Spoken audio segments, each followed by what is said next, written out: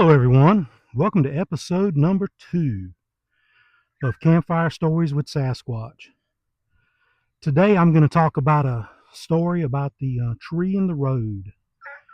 The tree is not what you think it is, but I know it's going to be hard for you guys to believe, especially people that know me, that realize that once I was a tiny child. I mean, I'm 6'4" now, wear a size 14 shoe, and I'm big. They call me Sasquatch for a reason. But back in the day, in the early 70s, I was a small child that a small woman could pick up and just carry around on her hip. And that's the time period I'm going to talk to you about. It's when I was little. So it was an early fall morning. My dad and I had gotten up early that morning and driven about an hour to the hunting club so that we could go hunting. I don't know how much hunting he was going to do with a 4-year-old with him, but I mean, he was going to give it a shot anyway. So we met with several of the men at the clubhouse at the hunting club. They discussed the block of woods they were going to hunt, and they headed out. Well, of course, being 4 years old, I had to go to the bathroom just as soon as we decided we were going to go somewhere. So we were the last truck heading out into the club. So we came to an intersection and turned down this long dirt road that all the other trucks had gone down, and we saw a tree laying across the road. And it was a tree big enough that you wouldn't drive a truck across it. It had to be moved out of the road. My dad got on the CB radio and called to the other guys. He said, "Hey, Philip, did you come down the it's called the Dragline Road? Did you come down the Dragline Road?"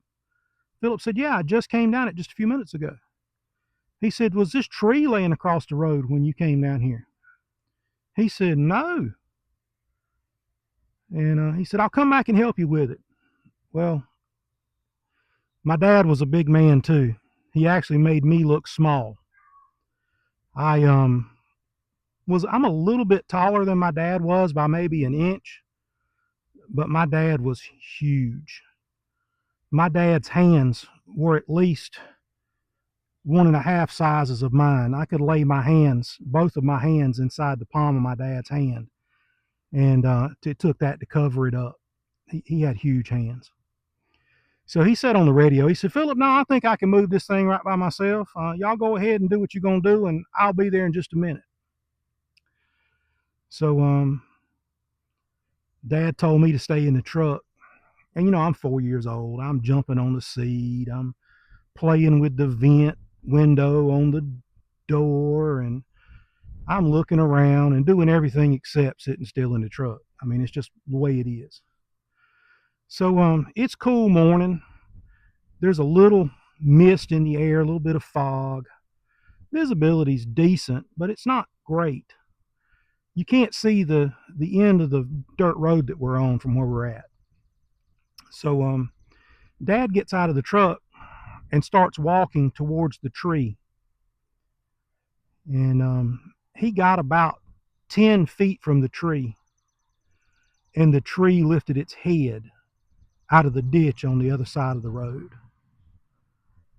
It wasn't a tree. It was a rattlesnake. And the rattle started going on the snake, and this snake picked its head up and looked at my dad. My dad ran back to the truck and grabbed a hunting tool made by Remington, 30-06, and propped up in the door, firing 2 shots, striking the snake.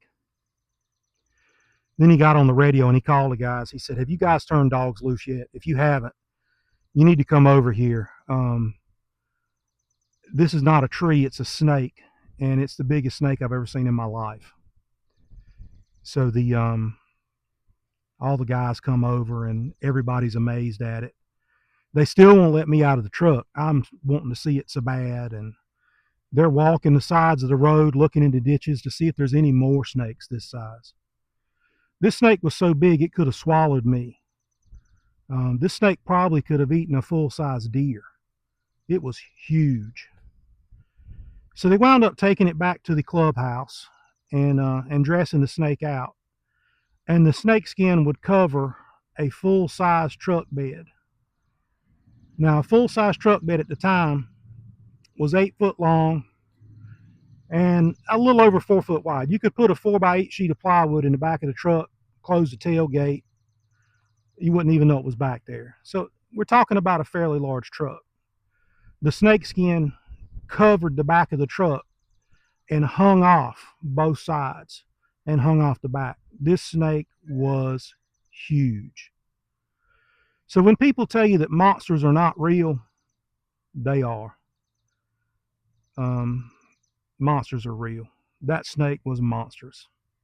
So if you guys are enjoying the stories, I'm trying to put a little spice in life. And if you're enjoying the stories, click the like button, click the share button, share them with your friends, share them with people you don't even like. Let's get them out there and let's get people watching them. I'm really doing my best to chronicle some things. I'm going to talk about stories that happened when I was a child. I'm going to talk about teenage years. I'm even going to delve into my time with the National Security Agency and with military intelligence a little bit. I have to stay on the unclassified side with those videos, but I'm going to do them. So I think it'll be interesting. You may like it, you may not.